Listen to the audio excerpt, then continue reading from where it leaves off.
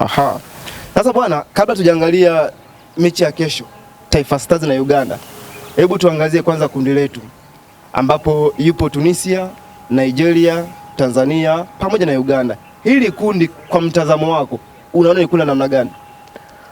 Kundi ni kundi gumu kwa timu zote, ijapokuwa Nigeria na Tunisia wao tayari wameshapiga hatua moja katika kuelekea hatua inayofuata kutoka kwenye hatua ya makundi. Naona wao tayari kila mtu ana alama 3. Kazi iliyobaki kwa timu ya Tanzania na Uganda, wao kwenye mchezo wao ambao wanakwenda kucheza siku ya kesho, wana option moja tu. Ambaye anahitaji kwenda hatua ya 16 bora ni lazima anazihitaji alama mchezo wa kesho. Ndicho kitu ambacho kinaufanya mchezo wa kesho kuwa mgumu. Lakini pia mchezo mwingine ambao ni Nigeria dhidi ya Tunisia nao pia utakuwa mgumu. Mmoja anatafuta alama 3 ambazo akizishinda anakuwa amefuzu moja kwa moja, kwa sababu hatua ya makundi wa michezo 3. Ikiwa unafikisha alama 6 tayari wewe hatua ya 16 bora unabakia na mambo machache, tafuta sana 3 ukaweza kumaliza shughuli hivi.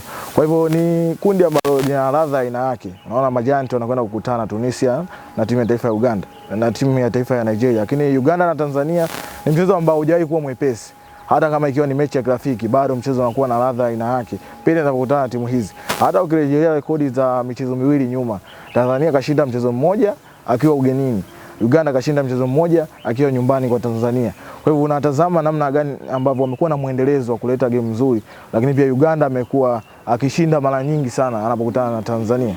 Umesema kuhusu kila mmoja kuhitaji kundi lake kupata pointi 3 angalau, hasa au wa juu Tunisia na Nigeria, kwamba atakayepata pointi 3 atakuwa amejihakikisha nafasi ya kwenda moja kwa moja. Vipi kama mchezo ujao wa Nigeria na Tunisia wakatoka sare, tena sare tasa? Hii itakuwa na maana gani kwenye kundi letu?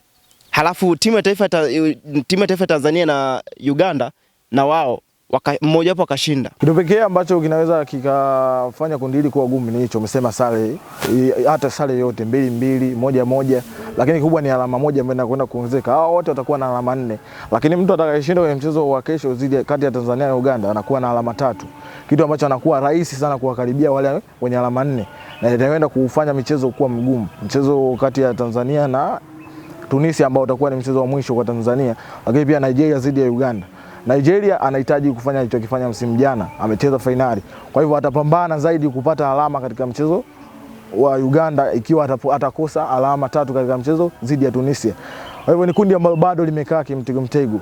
Nani atakwenda, nani atabaki? Ndicho ambacho watu kitu wanakisubiri, lakini Tunisia na Nigeria wanapewa nafasi kubwa kwa kuwa wao tayari wameshapiga hatua kwa kiasi fulani wakiwa na alama zao 3, wanakaribia kuelekea lengo lao ambalo wamekuja nalo msimu huu. Tanzania na Uganda wao bado hali ngumu. Mchezo wa kesho inawezekana ukawa mchezo ambao unakwenda kuamua ni Tanzania ama Uganda kwenda kupambania nafasi yake ya kwenda kwenye hatua inayofuata. Mtu atakayepoteza mchezo wa kesho tayari moja kwa moja inawezekana akawa ametoka kwenye mashindano haya. Mfano Tanzania akapoteza mchezo wa kesho, mchezo anaenda kucheza mchezo wa 3 ni mchezo mgumu dhidi ya Tunisia ambao tumewaona safu yao ushambuliaji ni hatari, tayari wamepachika kamba 3 kwenye mchezo mmoja. Kwa hiyo tunaenda kutazama msimamo wa kundi ambao unakwenda kukaa kimtego zaidi na kufanya kundi liwe na ladha halisi ya kimashindano. Kwa uchache, timu ya taifa ya Nigeria walitumudu wapi kutufunga zile bao 2 za haraka? Timu ya taifa ya Nigeria kitu ambacho cha kwanza waliweza kutumudu katika mchezo ule, wao ni kuwa na wachezaji ambao wanaweza kufanya maamuzi haraka. Namzungumza mtu kama Ademola Lookman ambaye alifunga goli la pili. Angalia mali alivyoreceive kutoka kwa Alex Iwobi, kiungo wakati huyu ambaye alikichafua sana kwenye mchezo ule. Amereceive mali, anageuka, anatazama wapi ndaweza kuupiga mpira huu. Anaweza kufeinti mara moja na kutazama mlinda mlango wapi amekaa, anachagua yengo, anapiga mpira. Ukiwa na wachezaji wa namna hiyo, kupata mabao kwako ni rahisi. Ijapokuwa Nigeria nao pia safu yao ya ulinzi si mara sana, na ndio maana tuliweza kufika kwa kiasi fulani.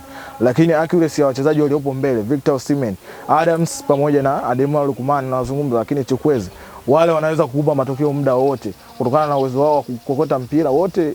Ukiachana na Victor Osimhen, wanaobaki wote Adams, Ademola Lookman, wote wana faida ya kukokota mpira. Ndio kitu ambacho kilimsaidia zaidi Nigeria kuweza kupata matokeo katika mchezo ule. Lakini kuja katika maeneo mengine Tanzania nao walijitahidi kwa kiasi chake, na ndio maana waliweza kufika katika lango. Walipiga mashuti 3 yaliolenga lango, lakini mashuti 6 ambayo hayakulenga lango. Sasa tuangalie kikosi chetu kinapokuwa ndani ya pitch. Tuangalie sekta 3, idara ya ulinzi, kiungo na ushambuliaji. Tukianza na idara ya ulinzi, tuanzie kwa golikipa Foba. Una mtazamo gani kwa Zuberi Foba kutokana na namna alivyoperform kwenye, licha ya kufungwa lakini aliperform kwenye mchezo wa Nigeria dhidi ya Taifa Stars? Je, Foba ni kitu gani cha ziada ambacho anakikosa ili hali baadaye aweze kuwa golikipa mzuri kweli kweli? Kitu cha ziada ambacho anatakiwa kukiongeza, kwanza ukiwa golikipa unahitaji kuzungumza kila wakati na walinzi wako ambao upo nao katika siku ya mchezo ambao umeweza kupanga nao. Hicho ndio kitu ambacho anatakiwa kukiongeza Zuberi Foba, kuzungumza nao, kuwa na communication nzuri. Inaweza kusababisha kupunguza baadhi ya makosa katika eneo la ulinzi. Kitu kingine ni kujua kwamba mchezo uliopita umekwisha kupita. Nilifanya performance nzuri, hapa nakwenda kuanza upya. Natakiwa nifanye nini kwenye mchezo huu ili niweze kuisaidia timu yangu kuto kuruhusu mabao kwenye mchezo huu. Hicho ndio kitu ambacho anatakiwa kukifanya Zuberi Foba.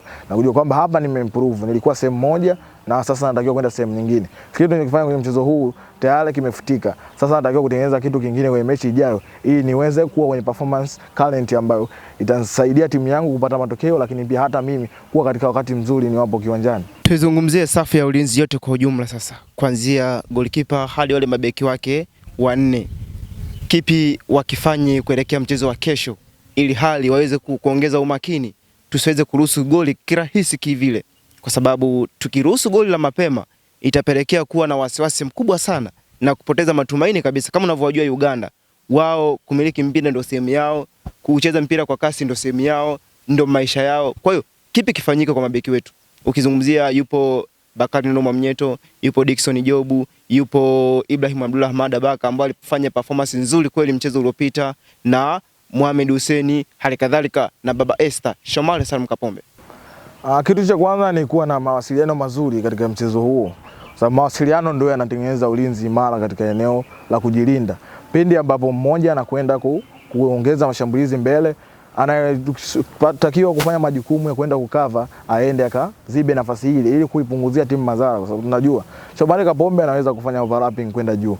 Mohamed Hussein pia ana overlap kwenda juu kupandisha mashambulizi. Sasa huku tunabakiwa na mashimo ambayo yanakuwa wazi.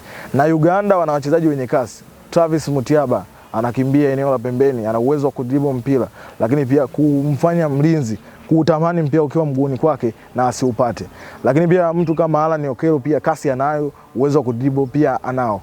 Unapowaachia hao wachezaji nafasi, unakwenda kushambulia, ikapigwa mpira kwenye shimo ambalo liko wazi, hilo halina mlinzi, na anakuja Alan Okello, unaitengenezea timu yako hatari zaidi ya kuweza kuruhusu mabao. Kwa hivyo ni kupeana majukumu tu hapo kiwanjani na kukumbushana, ili kuweza kuifanya timu iwe inajilinda vizuri, lakini wakati wa kwenda kushambulia na kwenda kushambulia kwa pamoja, ili kuweza kuipa manufaa timu katika eneo la kushambulia, lakini pia kujilinda vizuri na kufanya safu ya ulinzi na goli letu kuwa salama kuto kuruhusu mabao katika mchezo huu. Idara ya kiungo cha chini, kiungo cha juu pale, unaizungumzaje? Kwa sababu mchezo uliopita tuliona mpira haukai pale katikati, unakaa pembeni na kwa mabeki, si ndio? Je, idara ya kiungo ni kitu gani kinapwaya pale mpaka hawawezi kukaa na mpira muda mrefu? Kwa sababu ilikuwa zipiti dakika 3 mpira hujapotea, dakika 1 mpira umeshapotea, sekunde mpira umeshapotea. Kipi kifanyike? Nadhani katika mchezo uliopita ni game plan ya mwalimu ambayo ilifanya wachezaji katika eneo la katikati tuone mpira ukicheza sana. Sababu hata Novatus Dismas alipokuwa akipata mpira anatazama maeneo ya pembeni, nani amefungua nimpe mpira ili tuweze kupandisha mashambulizi eneo la juu. Kwa hivyo inawezekana majukumu waliopewa kiwanjani ni tofauti na yale ambao watu walikuwa wanafikiria. Mwalimu anajua yeye, Alphonse Mabula, nimekupa jukumu fulani na fulani, unatakiwa ucheze katika eneo hili na eneo hili. Wewe Novatus Dismas unatakiwa kazi yako ni kupeleka mipira pembeni, kupeleka mipira kwa washambuliaji ili tuweze kupandisha mashambulizi kwenda juu na tuweze kupata nafasi. Kwa hivyo game ya kesho tunatazama mwalimu ataingia na game plan gani. Uwezekano wa kufanya mabadiliko upo. Faisal Salum anarejea, naye pia anaweza kaongeza kwenye eneo hilo na mmoja akapungua. Tukashuhudia ubunifu mwingine unaongezeka kwenye eneo la kiungo, kwa sababu Faisal Salum ukiachilia mbali uwezo wa kupiga pasi na kupeka mpira katika maeneo husika kwa washambuliaji, lakini pia ana uwezo wa kudribble mpira na kutazama mlinda mlango eneo alilokaa na kujaribu kupiga kutokea nje ya box.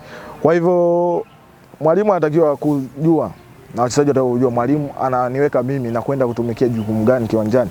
Ndio bana mchezo uliopita kila mtu aliweza kutumikia majukumu yake. Alphonse Mabula anakaa kama mtu wa kukaba zaidi.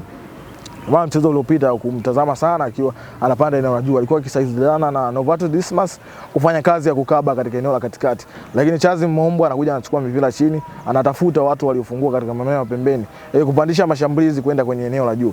Kwa hivyo kesho tutatazama game plan ya mwalimu ni nini kwenye kikosi chake na anatarajia kwenda kufanya nini kwenye pichi, ndio tutajua kila mtu ana majukumu gani katika kiwanja.